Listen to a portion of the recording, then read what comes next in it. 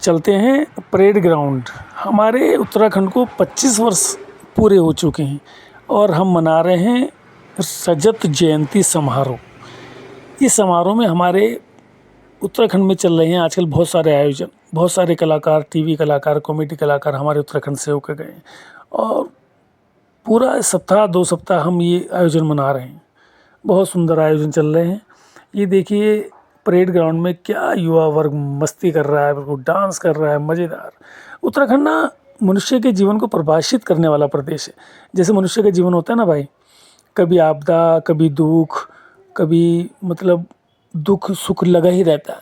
कभी उत्तराखंड में आपदा आई रहती है, कभी हम चारधाम यात्रा के आयोजन में व्यस्त रहते हैं, फिर हम चारधाम यात्रा के समापन में व्यस्त रहते हैं। अब ये रजत जयंती समारोह हर महीने 2 महीने में हमारे यहाँ कुछ ना कुछ होता है और ऐसा ही होता है मनुष्य का जीवन भी। कभी सुख आता है, कभी दुख आता है।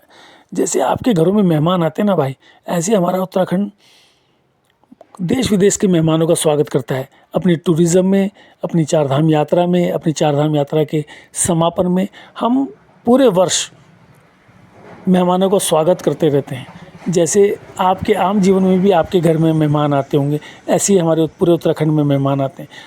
एक साधारण मनुष्य के जीवन में दुखों का भी आना जाना चलता ही रहता है। हमारे उत्तराखंड में भी आपदा का आना जाना चलता रहता है।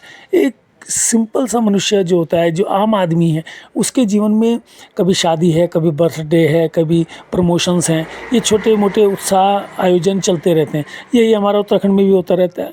अब हम रजत जयंती समारोह मना रहे हैं, उसके बाद हम कुछ और सेलिब्रेट करेंगे। छोटी छोटी खुशियाँ, छोटे छोटे दुख जीवन में आते ही रहते हैं, उत्तराखंड में भी आते ही रहते हैं। इसीलिए मैं कहता हूँ हमारा उत्तराखंड एक मनुष्य के जीवन को एकदम से परिभाषित करता है, एकदम से।